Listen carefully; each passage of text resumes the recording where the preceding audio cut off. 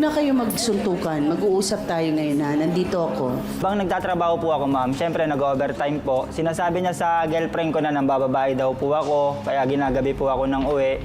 Pero lahat po yun, wala katotohanan, ma'am.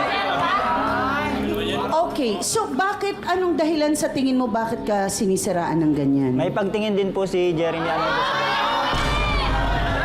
So, masasabi mo ba na sinulot ka ng tropa mo? Opo, ma'am.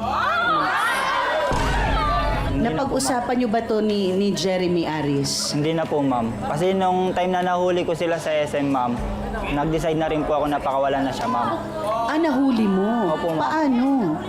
Nagpaalam po sa akin yung girlfriend ko na may lalakarin daw po siya. Yung time na yun, umabsent din po ako sa trabaho para sundan siya kasi nagdududa na ako sa kanilang dalawa.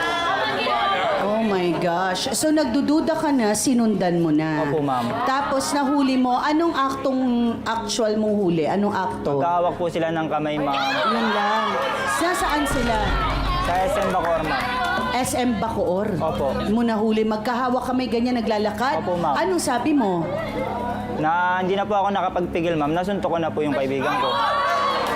Sa sobrang galit ko.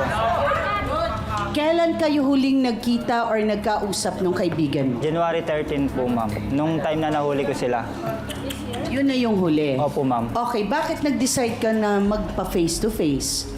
Para maliwanagan na rin po na wala po akong ginawang kasalanan at saka kung bakit yung kaibigan ko pa, ma'am.